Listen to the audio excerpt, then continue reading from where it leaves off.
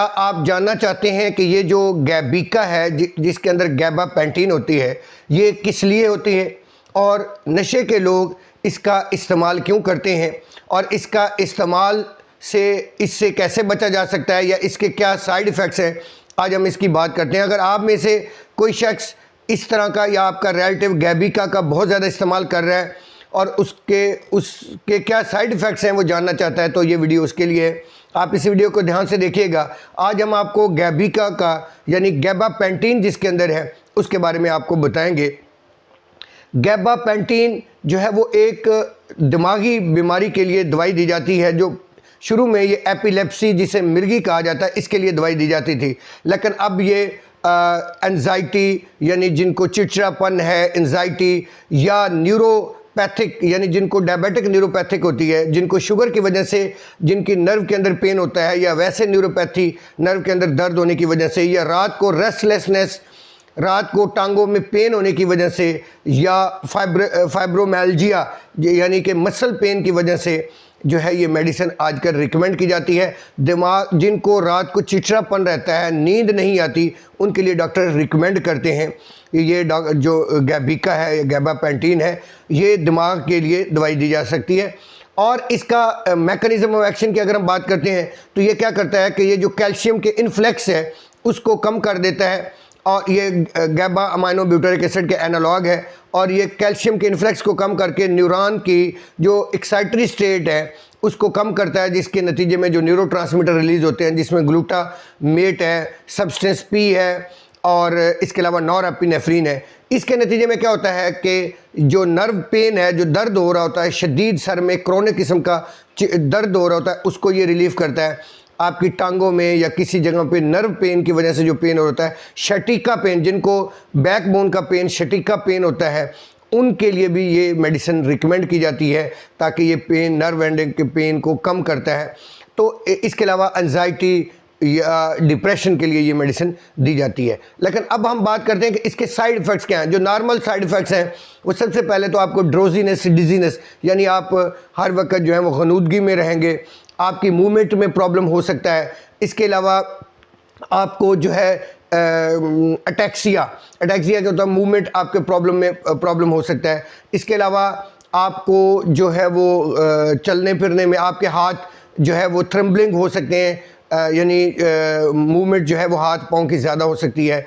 इसके अलावा आपको ज़्यादा भूख ज़्यादा लगती है, इसके अंदर आपको एपिटाइट बढ़ जाती है, आपका वेट गेन हो सकता है। इसके अलावा आपके अगर ये कॉमन साइड इफ़ेक्ट्स हैं, आपके जीआईटी डिस्टर्ब हो सकता है, आपको नोज़िया, वॉमिटिंग ये इसके अंदर आ सकता है। लेकिन अगर आप बहुत ज़्यादा इस्तेमाल करते हैं तो इसके सीरियस साइड इफ़ेक्ट्स भी शुरू हो जाते हैं, जिसमें सबसे ज़्यादा सीरियस साइड इफ़ेक्ट जो है, एक तो आपके दिमाग के ऊपर इसका इफ़ेक्ट्स है कि लॉन्ग टर्म यूज़ करने के बाद आपके अंदर चिड़चिड़ापन आ सकता है, आपके अंदर सुसाइडल यानी आपको ख़ुदकशी करने के ख्यालात आते हैं और इसके अलावा आप बहुत ज़्यादा लड़ते झगड़ते रहते हैं, चिड़चिड़ापन का शिकार रहते हैं। इसके अलावा आपको सांस का प्रॉब्लम हो सकता है, आपको एलर्जी हो सकती है, रैशेज़ हो सकती है। सांस का प्रॉब्लम क्या होता है कि ये आपके जो रेस्पिरेटरी ट्रैक है, जो सांस की नाली है, उसको डिप्रेस करता है। तो ख़ासकर जब ये लोग किसी अल्कोहल या ओपिएड के साथ लेते हैं तो ये ज़्यादा इसका इफ़ेक्ट ज़्यादा होता है आपकी सांस की नाली के ऊपर, उसको जो है वो ज़्यादा डिप्रेस करके आपको सांस का प्रॉब्लम हो सकता है। ये बहुत ख़तरनाक कंडीशन आ सकती है, इसमें इंसान की मौत भी वाक़ हो सकती है, कोमे में जा सकता है, डेथ में जा सकता है, क्योंकि सांस लेने में प्रॉब्लम हो सकती है। तो इसके बहुत ज़्यादा सीरियस, इसको विड्रॉ सिम्पटम, कुछ लोग इसको अचानक जब छोड़ते हैं तो भी इसके बहुत ज़्यादा प्रॉब्लम हो सकते हैं, आप चिड़चिड़ापन का शिकार हो सकते हैं, आपको एपिलेप्सी यानी आपको मिर्गी के झटके लग सकते हैं, सीजर हो सकता है, आपको दिमागी प्रॉब्लम हो सकते हैं। आज हम बात करते हैं कि अब हम इससे कैसे जान छुड़वा सकते हैं और ये जो नशे के लोग हैं इसका इस्तेमाल साथ उसको मिला के क्यों करते हैं और नशे के लोगों को क्या करना।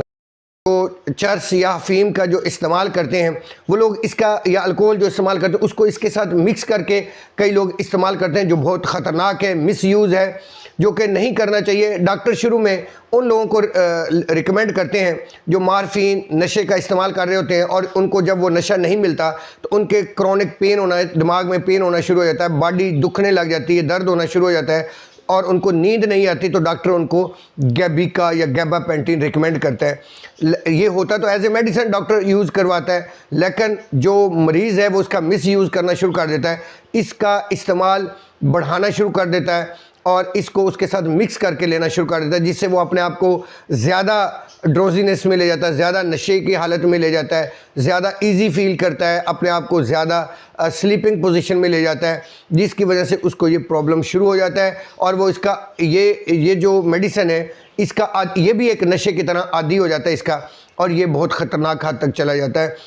जब इसको आप मिक्स करके या इसकी बहुत ज़्यादा डोज लेना शुरू कर देंगे तो ये आपके लिए बहुत प्रॉब्लम होता है। इसका जो नॉर्मल डॉक्टर डोज देते हैं वो इसको लेने का भी एक प्रोसीजर है और छोड़ने का भी एक प्रोसीजर है। नॉर्मल जो डॉक्टर आपको डोज देंगे वो पहले दिन आपको 300 मिलीग्राम एक टाइम में लेना होगा, मोस्टली नाइट को लेते हैं जिनको रेस्टलेसनेस है या जिनको एपिलेप्सी है। उसके बाद अगले दिन जो है इसके 300 की 2 डोज लेनी है, उससे अगले दिन 3 डोज लेनी है, 300 की 900।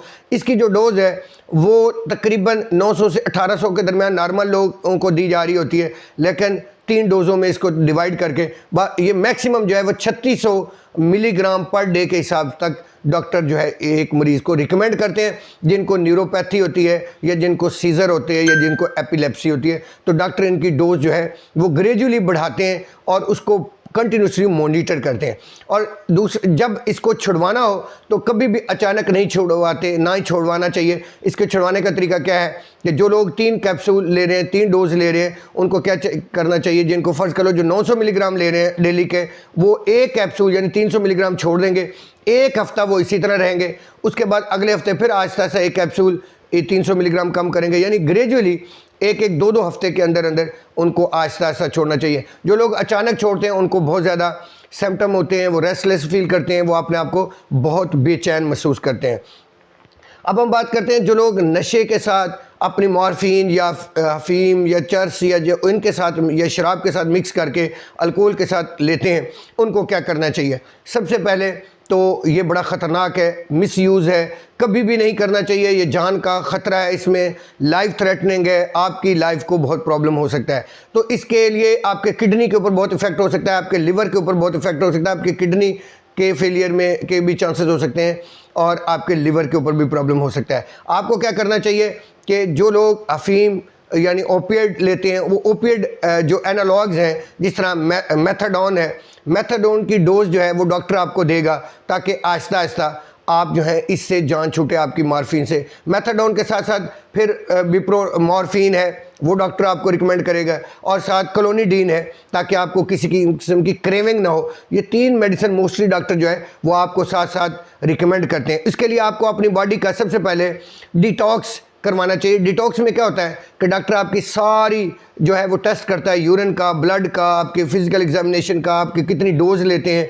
फिर आपको डॉक्टर जो है आपको जो है इलेक्ट्रोलाइट्स आपके कम हो चुके होते हैं, आपको आईवी इन्फ्यूजन दिया जाता है, आपको नींद के लिए मेलाटोनिन वगैरह डॉक्टर आपको रिकमेंड करता है। इसके बाद आपको इसको ओपिएड को छुड़वाने के लिए ओपिएड एनालॉग दिए जाते हैं, जिसमें मेथाडोन है, बिप्रोनॉर्फिन है या क्लोनिडीन है, ये आपको डॉक्टर देगा। और जिसको ये गैबापेंटिन की हैबिट हो चुकी होती है उसको गैबापेंटिन, गैबिका जिसे आप कहते हैं, वो गैबिका को आहिस्ता आहिस्ता टेपर करके आपको छुड़वाया जाता है। इसी तरह जो अल्कोहल ले रहे हैं उसको बेंजोडाइज़ेपिन की डोज देके आहिस्ता आहिस्ता अल्कोहल से जान छुड़वाई जाती है। इसके अलावा आपको विटामिन B1 साथ दिया जाता है, साथ इलेक्ट्रोलाइट्स दिए जाते हैं। आपकी बॉडी के इलेक्ट्रोलाइट्स बहुत ज़्यादा चेंज हो चुके होते हैं, आपको डॉक्टर इलेक्ट्रोलाइट्स देगा। तो आपको सबसे ज़्यादा जो अहबाब मरीज़ हैं जिनसे मैं मिला हूँ वो इससे बहुत तंग थे, उनकी हिस्ट्री थी, वो बता रहे थे बहुत सारे दोस्तों से इस तरह की मुलाकात हुई, रिहेबिलिटेशन सेंटर का उनको मशवरा भी दिया है,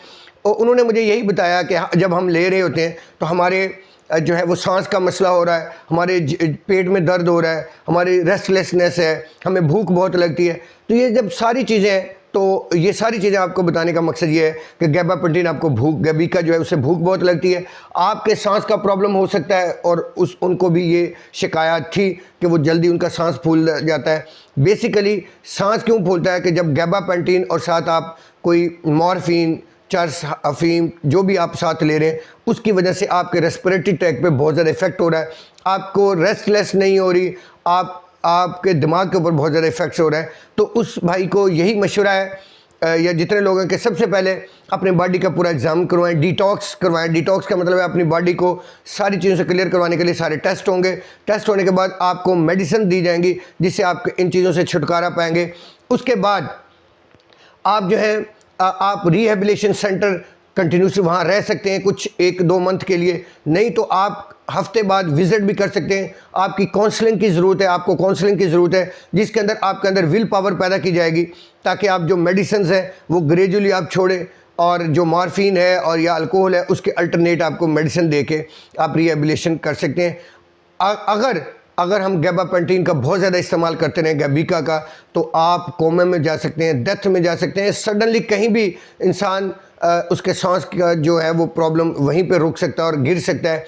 इसके अलावा उसके मूवमेंट में प्रॉब्लम हो सकती है, उसके डिसीजन में प्रॉब्लम हो सकती है। अगर वो ड्राइविंग कर रहा है तो किसी चीज़ में वो हिट हो सकता है, कहीं भी प्रॉब्लम हो सकता है। इसके अलावा जब वो छोड़ेगा तो उसको बहुत ज़्यादा बेचैनी रहेगी, उसका जिस्म बहुत ज़्यादा दुखेगा, दर्द होगा। लिहाजा ये वीडियो बनाने का मकसद उन लोगों के लिए जो गैबापेंटीन गैबिका इस्तेमाल करते हैं, जो लोग एडिक्ट हैं और एडिक्ट के साथ इस्तेमाल करते हैं, उन लोगों के लिए ये वार्निंग साइन है कि आप प्लीज़ आज ही खुदा के लिए इससे छुटकारा पाएँ। छुटकारा पाने का बेहतरीन तरीका, अचानक आपने गैबापेंटीन गैबिका नहीं छोड़ना। याद रखिएगा अचानक छोड़ने के ज़्यादा ख़तरनाक रिजल्ट हैं। आपने टेपर करके डॉक्टर से आप फ़ौरन आज ही मिले, आज ही डॉक्टर से मशवरा करें, आज से ही आप इसका माइंड बनाएं और आज से ही छोड़ने का फ़ैसला करें। जी, हमारा मकसद आप तक इन्फॉर्मेशन पहुंचाना है ताकि आपकी ज़िंदगी भी बचे। अगर आपके किसी दोस्त अब इस प्रॉब्लम में शिकार है, वो भी उसकी ज़िंदगी को बचाना। हम उसी बात पर यकीन रखते हैं कि जिसने एक ज़िंदगी को बचाया गोया उसने पूरी इंसानियत को बचाया। तो आप ख़ुद भी इस पर अमल करें और आपका दोस्त जो इस प्रॉब्लम का शिकार है उसको भी ये वीडियो ज़रूर शेयर करें। और जो लोग मेरे चैनल पर न्यू हैं वो सब्सक्राइब कर लें। इंशाल्लाह आप तक अच्छी से अच्छी वीडियो इन्फॉर्मेशन आप तक पहुंचती रहेगी। हम पूरी रिसर्च के साथ, ईमानदारी के साथ आप तक इन्फॉर्मेशन पहुंचाते हैं ताकि आपका भला हो, आपकी लाइफ बचे। अगर कोई एक भी बंदा मेरी इस वीडियो से अपनी ज़िंदगी को बेहतर अंदाज तक पहुंचा सकता है तो मेरा वीडियो बनाने का मकसद पूरा हो गया। बहुत शुक्रिया। डॉक्टर मोहम्मद इमरान को इजाज़त दीजिए। अल्लाह हाफ़िज़।